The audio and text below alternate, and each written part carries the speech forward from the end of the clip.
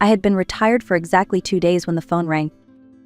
The house was silent, the kind of silence that only happens after decades of noise. No morning bells, no students shouting "Good morning, Mrs. Miller." Just me, my cup of tea, and the travel brochures spread across the coffee table. Yellowstone, the Grand Canyon, places I had always promised myself I'd see someday. Then the screen lit up. Brooke, my daughter-in-law. I hesitated. Brooke never called unless she wanted something. "Hi, Helen," she said without a hello. "Listen, I'm going on a business trip. You can watch the kids for 2 weeks, right? After all, you don't do anything anymore." Her tone wasn't even questioning, it was a command wrapped in fake sweetness. For a second, I thought I had misheard. I had spent 35 years shaping young minds, teaching patience, empathy, discipline. And now, after a lifetime of service, my reward was being called useless. "Brooke," I said softly, "I have plans." She laughed, that sharp laugh that always felt like glass breaking. "Plans? What plans can a retired old woman have? Knitting? Watching soap operas? Be ready by 7 tomorrow. The kids will be there." She hung up before I could answer. I sat there staring at the phone, feeling a strange calm spread through me. All my life I had taught lessons, some easy, some hard. But this time the lesson wasn't for a child. I stood up, looked at my retirement certificate on the wall, and whispered to myself, "All right, Brooke, bring them over." That night, I didn't sleep, not because I was angry, but because I was planning. After all, the best lessons aren't taught in classrooms. They're taught in silence, with patience and a heart that's done being underestimated. And this time, I was going to teach a lesson she would never forget. Before I was a retired teacher, I was a woman holding everything together with thread and faith. My husband, Mark, died when our son Michael was just 8. One rainy afternoon, a truck slid through a red light, and in one heartbeat, our world ended. I remember standing at the hospital window, holding my boy's small hand, promising him we would be okay, even though I had no idea how. I took every extra shift the school would give me: morning tutoring, after-school programs, even weekend reading clubs. My paycheck barely covered the bills, but I made sure Michael never felt poor. At Christmas, when he asked for a bicycle, I sold my mother's locket to buy it. He never knew. To him, Santa came through every time. We lived in a small yellow house with peeling paint and a garden full of dandelions. It wasn't much, but it was ours. I made it a rule that no matter how hard things got, we'd eat dinner together every night. That little table saw laughter, tears, and every spelling test Michael ever passed. Years turned into decades. Michael grew up, went to college, married, and moved out. I remember the day he handed me the keys to a new car, smiling proudly. "You deserve something nice, Mom." My heart swelled. I thought I had done it. I thought my sacrifices had come full circle. Then came Brooke. She was polished, confident, the kind of woman who looked like she belonged in magazine ads. She hugged me the first day we met, her perfume too strong, her smile too perfect. And yet, behind that smile, I felt something else: control. At first, I tried to ignore it. Love my son, love his wife, I told myself. But soon, Brooke began to chip away at everything I'd built: my confidence, my closeness with Michael, even my relationship with the grandchildren. And now, years later, as she ordered me to watch her children as if I were her maid, the full weight of my life pressed down on me. I had spent my whole life giving. Maybe it was finally time to take something back.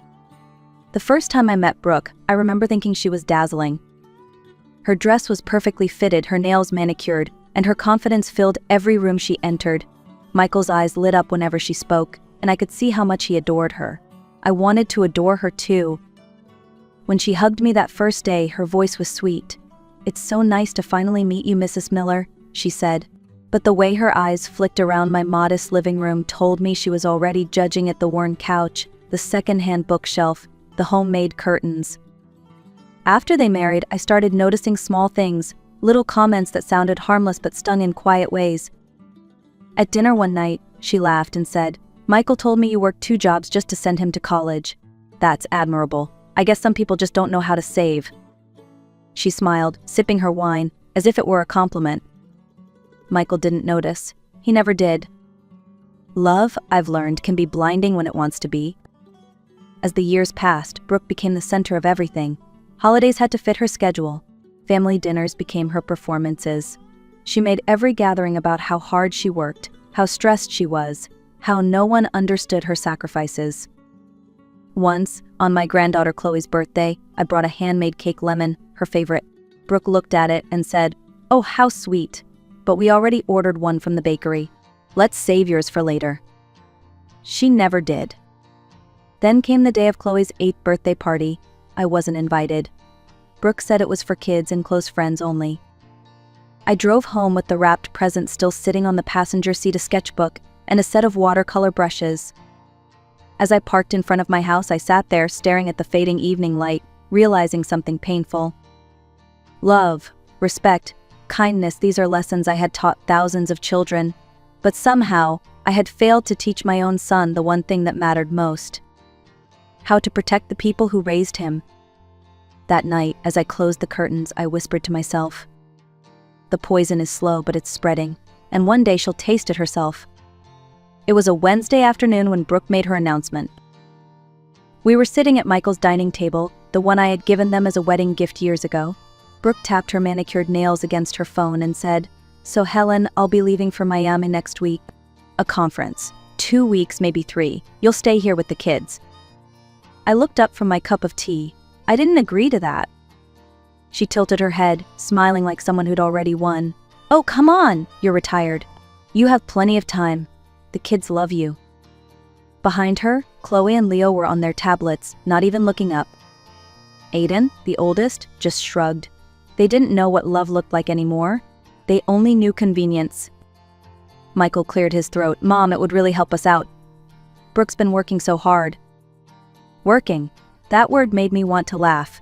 I'd heard rumors about a man named Dominic, about business trips that somehow always ended at the same beach resort. But I said nothing, not yet. "Fine," I said at last. "Bring them over Friday morning. I'll take care of everything."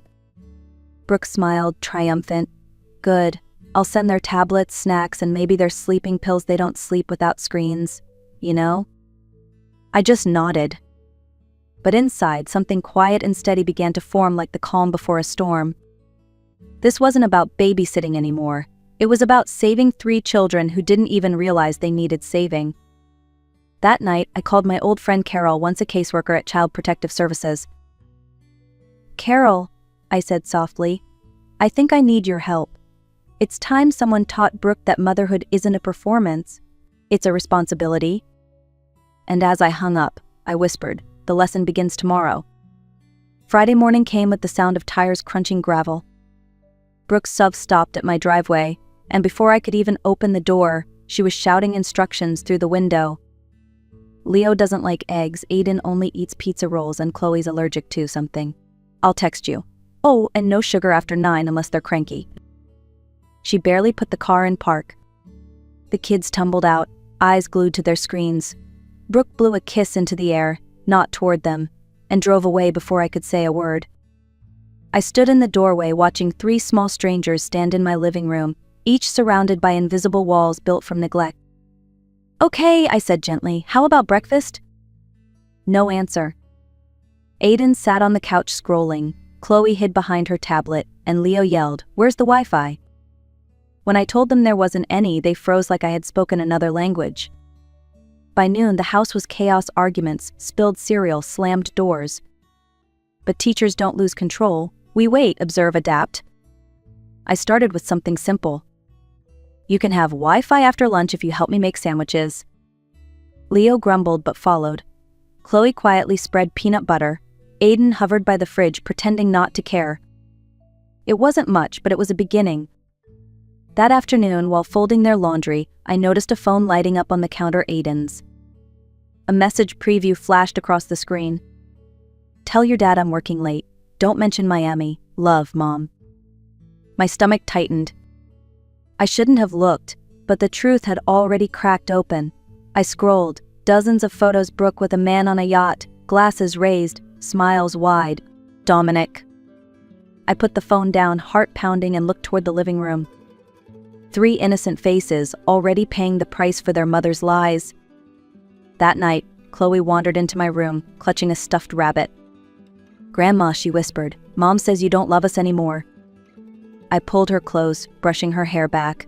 "Sweetheart," I said softly, "sometimes people lie because they're scared. but I've never stopped loving you, not for 1 second."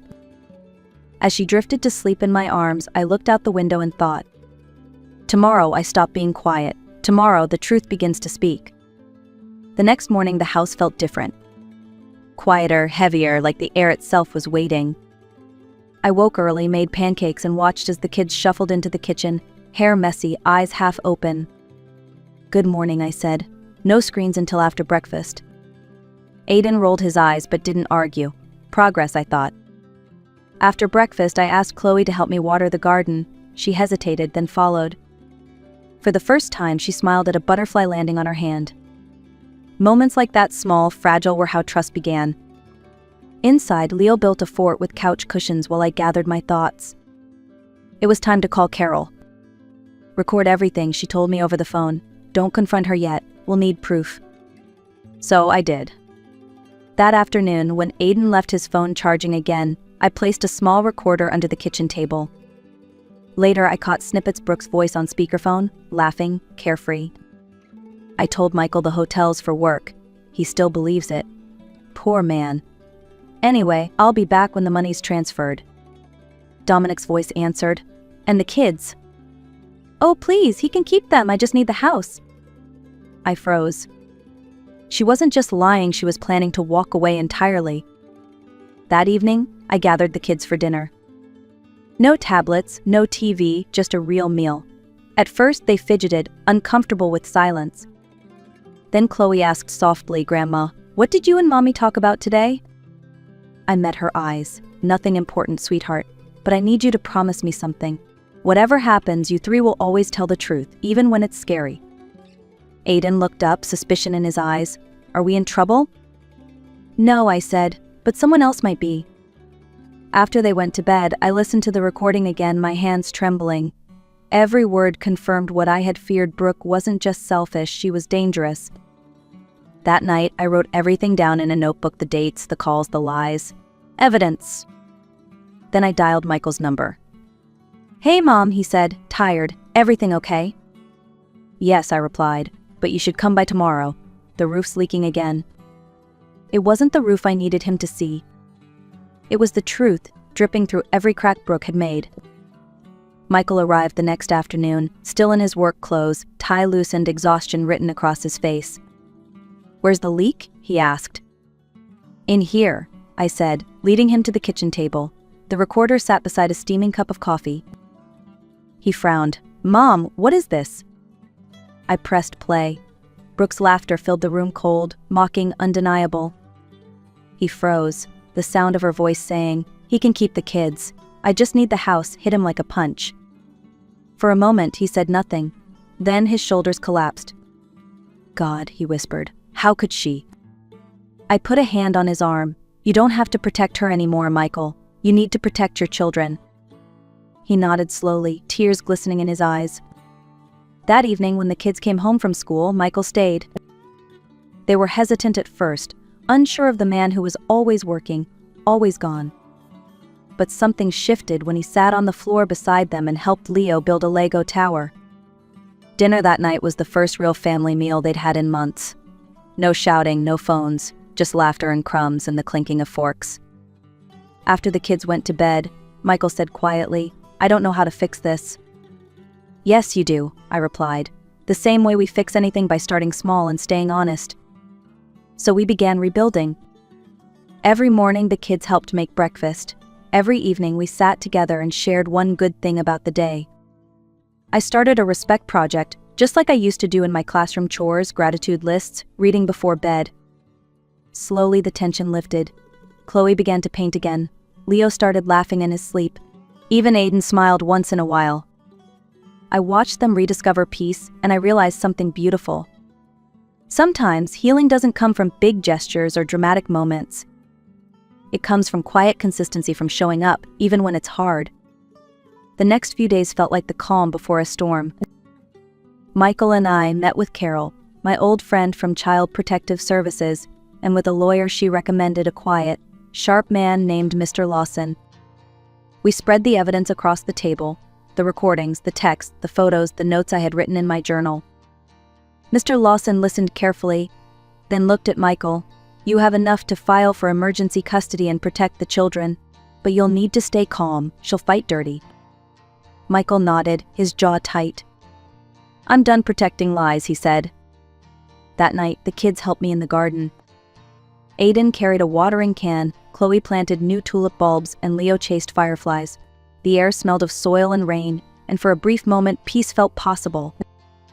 "Grandma," Chloe said, "are you mad at Mommy?" I knelt beside her. "No, sweetheart, I'm sad for her, because people who hurt others are always hurting themselves, even if they don't see it yet." Later, after the kids went to bed, Michael sat beside me on the porch. "She's going to come back soon," he said quietly. "What if she twists everything? What if she says I'm trying to take the kids away?" I sipped my tea, feeling the cool night breeze. "Then let her talk," I said. "The truth doesn't need to shout, it just needs to stand firm." We planned everything. Carol would be on call, the lawyer ready, documents filed. And in the meantime, I kept teaching the children how to breathe through fear, how to use words instead of anger, how to build trust again. Revenge, I told them one night, isn't about hurting someone back. It's about setting things right. They didn't fully understand, but they nodded. The house was calm, warm, and alive again. And somewhere deep inside me, a quiet strength took root, the kind that comes when you know the truth is finally on your side. The day Brooke returned, the sky was dark with storm clouds. Her black SUV rolled into the driveway, music thumping through the closed windows. She stepped out in designer sunglasses and a smile that could have fooled anyone who didn't know better. "Mommy's home," she called, her voice sharp and theatrical. The kids froze in the living room. Leo hid behind me. Chloe's hand tightened around her brother's arm. Michael stood beside the couch, calm but ready. "Brooke," he said evenly, "we need to talk." She laughed. "About what? You look serious." "Oh, did my little vacation stress you out?" She threw her purse onto the counter and reached for a drink. "Sit down," I said quietly. She turned, eyes narrowing. "Excuse me." I pressed play on the recorder. Her own voice filled the room. "I told Michael the hotel's for work. He still believes it. Poor man. Anyway, I'll be back when the money's transferred." Dominic's voice followed. "And the kids?" "Oh, please, he can keep them. I just need the house." For a few seconds, the only sound was the rain starting to fall outside. Brooke's face drained of color. You had no right to record me." Michael's voice broke through. "No right? You lied. You cheated. You were planning to abandon your own children." She turned to him, tears suddenly forming, her voice trembling with fake sincerity. "Michael, please. I can explain he pressured me. It wasn't serious." Chloe stood up, her small voice shaking. "Mom, you said Grandma didn't love us. That wasn't true. You lied." Brooke's lips parted, but no sound came. Leo peeked out from behind me. Aiden glared at her, eyes blazing. "You don't get to talk about love." Mr. Lawson, who had been waiting in the car, stepped in with the documents. "Miss Miller," he said, addressing Brooke, "this is an emergency custody order and a notice of marital fraud investigation. You'll need to come with us." Brooke's mask finally cracked. She screamed, called me names, tried to snatch the papers from his hands, but it was over. As she was escorted out, she turned back and hissed, "You'll regret this." I looked at her and said softly, "No, Brooke. The only thing I regret is not teaching this lesson sooner." When the door closed, the silence was thick but peaceful. Michael sat down, buried his face in his hands, and cried. The kids climbed into his lap, wrapping their arms around him. For the first time in years, that house wasn't filled with tension. It was filled with truth. 6 months later, the house felt lighter. Sunlight spilled through the kitchen windows, the scent of fresh bread filled the air, and laughter echoed down the hallway. The ghosts of shouting and slammed doors had finally been replaced by warmth and peace. Michael had moved into a smaller home nearby so the kids could visit me every weekend. He looked healthier, calmer, like a man who had finally learned to breathe again. Chloe spent her afternoons painting in the garden. Leo built birdhouses with his tiny hammer, and Aiden had joined the school's robotics club. The anger that once clouded their eyes was gone, replaced by something fragile but real hope. As for me, I started something new. I opened Helen's Art House, a little community studio where children came to draw, paint, and talk about life. Some were shy, some broken, all of them searching for a safe place to belong. I gave them what I once gave my students: patience, kindness, and space to grow. Every now and then, I'd catch myself thinking about Brooke. I'd heard she was working at a senior care home now, quiet, humbled. Maybe life had finally given her the mirror she refused to look into before. One Sunday evening, as we all sat around the dinner table, Aiden pulled out a folded piece of paper. "Grandma," he said shyly, "I wrote something for school." He read aloud. "My hero doesn't wear a cape. She wears an apron, makes pancakes, and tells the truth even when it hurts. My hero is my grandma." The room went silent. Michael squeezed my hand, and tears filled my eyes. Sometimes justice isn't loud or cruel. Sometimes it looks like peace, healing, and a child's simple words. And that, I realized, was the most powerful revenge of all.